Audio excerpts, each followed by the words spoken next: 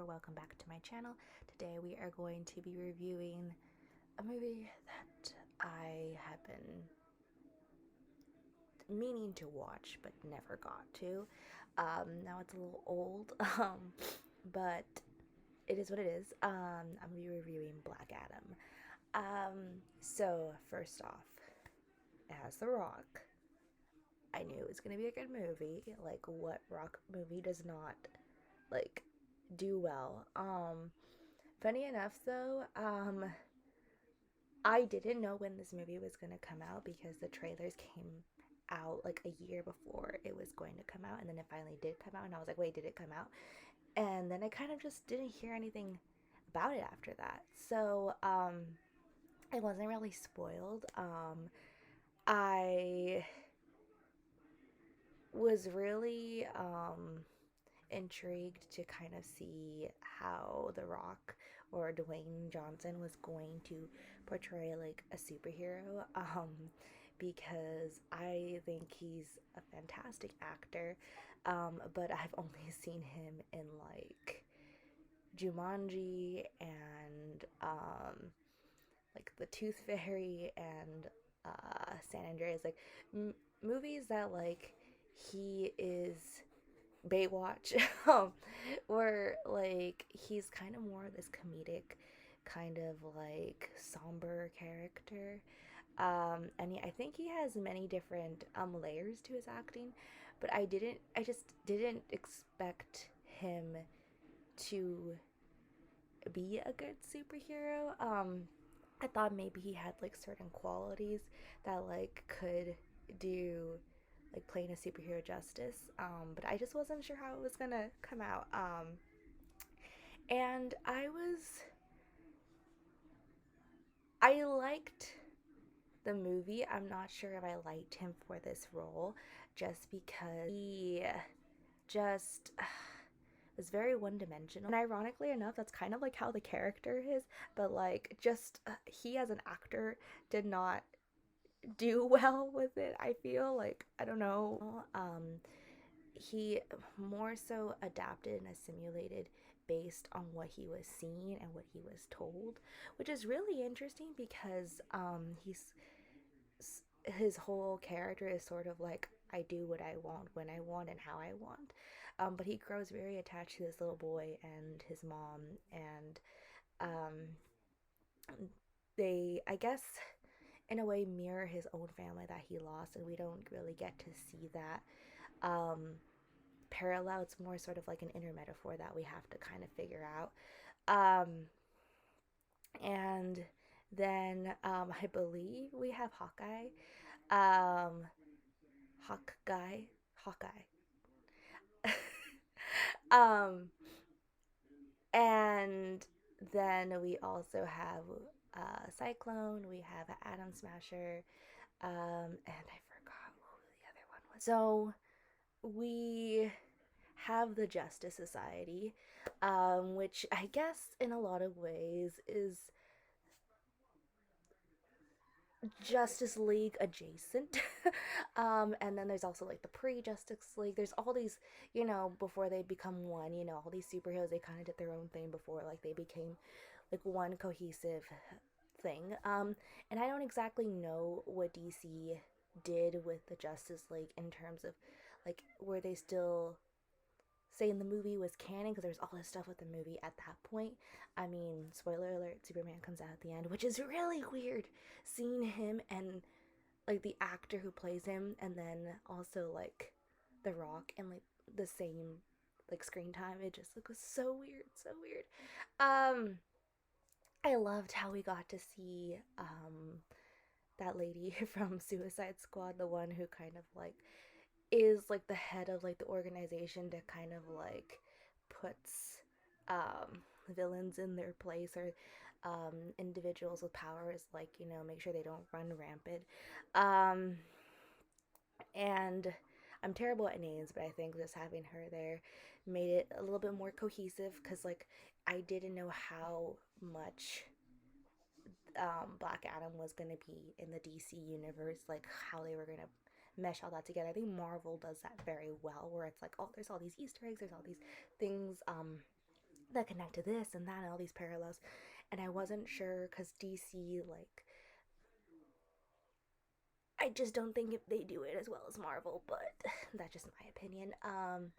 And so yeah, and turns out he, well, a little bit more backstory. So his name is Teth Adam, and basically he was supposedly the champion of Carmack, um, and that was a civilization where we like see the modern day Karnak later, but that was a civilization that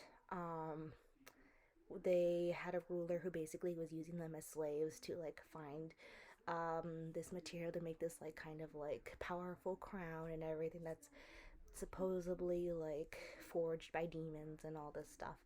And he's like the hero that stopped that and everything. And then I guess he died or like he got buried with the crown. And then it was not until years later that he was like released. But then we find out that he was actually the father of the champion. Um, but um, the son actually chose to save his dad and give him his power. It was the power of Shazam, which is very interesting because again, I knew really nothing about that. I knew a little bit more about Shazam, and I still haven't seen those two movies. I don't know how it's gonna go, just because it's like the kid who was in like a Disney Channel original movie, so it kind of like is a little cringy, but okay. But like basically he gets the powers from like the same kind of group of like wizards and stuff. Um, and so when I was like watching, I was like, wait a second. And I did my research and I was like, oh, that's why that's the same. Okay, because when I was watching, I was like, wait a second, is this like, I'm confused. Is this the same person, the same superhero? Like I was so confused. But anyway, that's just me. So basically, he like destroyed basically his village and his civilization mainly like by like he wanted to enact revenge for these individuals killing his son and also like destroying his community, and he ended up like causing like mass destruction because he couldn't control his powers. And again, I want to watch Shazam just to compare their powers. um but so the whole thing is like he has no control really when he gets like super vengeful and angry. And that's more sort of like he acts how he wants to, and what he does with his powers, is like very impulsive.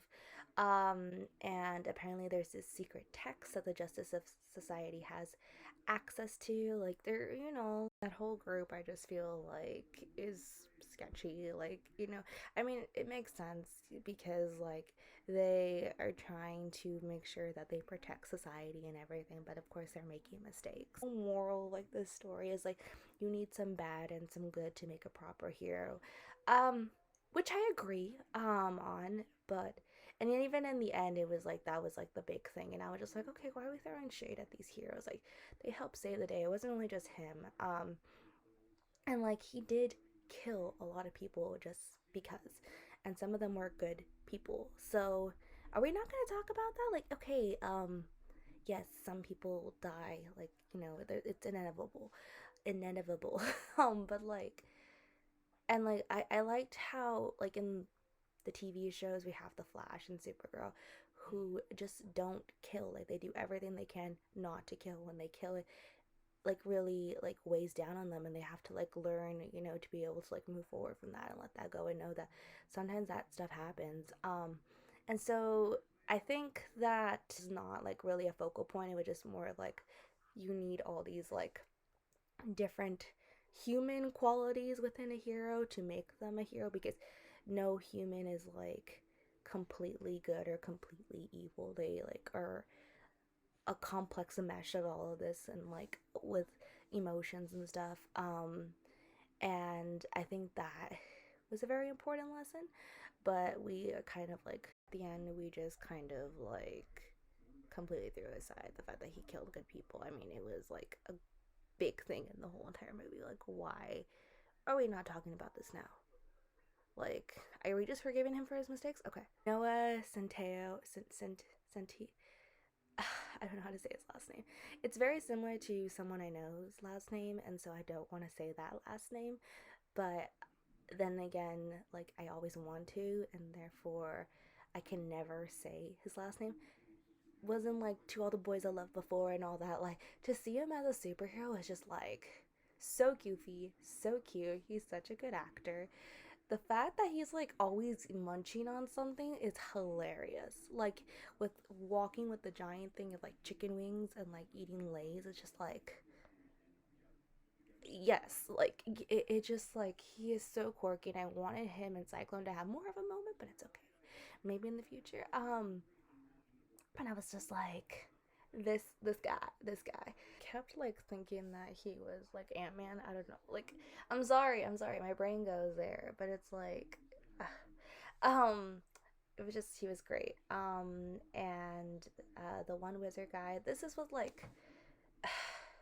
I didn't particularly like him just because like I love the actor. I don't know the actor's name. I never know anybody's name. When you have the power of prophecy, um it's either you know about the prophecy, so therefore it happens because you're very aware of it, um or you just kind of let it happen, and it happens when it happens. I felt like he physically did things to make sure that it happened, and that is not like fulfilling a prophecy. That is just making something happen. And I think his death could have been prevented. I think the other guy's death could have been prevented, to be honest. But it's fine. I just felt like when he died, and when he died with a smile on his face, it was just like, you did this to yourself. Like, you could have like walked, like, okay. um but yeah, so that was great. I loved the relationship between what's his name. I'm gonna say a different name.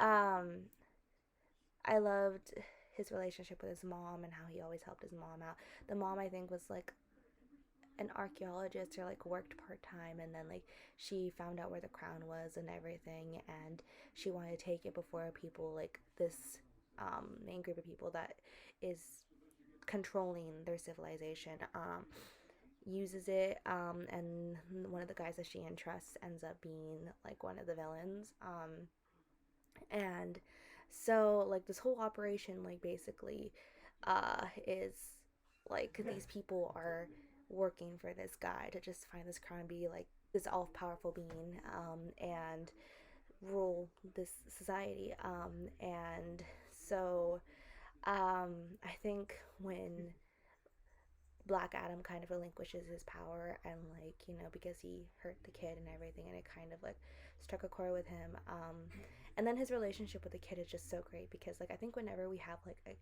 individual who loves superheroes in like a superhero universe, it's always so much fun, seeing them like teaching the new hero and everything.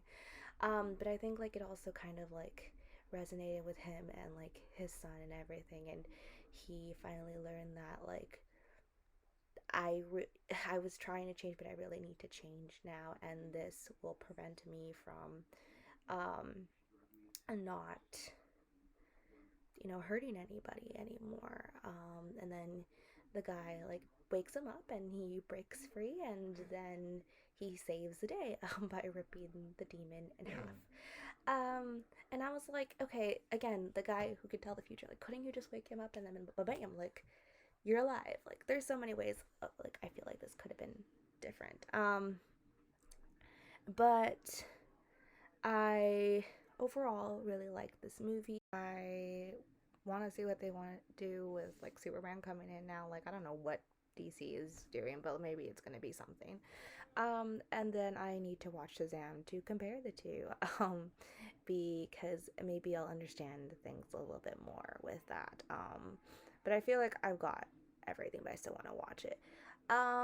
And yeah, I just don't know how I feel about The Rock playing the superhero again, but like, I feel like sometimes I just force them into like playing a role, like someone from a particular culture, or someone from, a particular background, or just roles that are not for him. And yeah, he's still really good, and I think he's very diverse, like I said before. But like, some things just don't fit, and I feel like he just was a little bit like stoic and one dimensional. But those are my thoughts. I'm excited to see what comes out of it. Um, but yeah, thank you so much for watching, and I hope to see y'all real soon. Bye.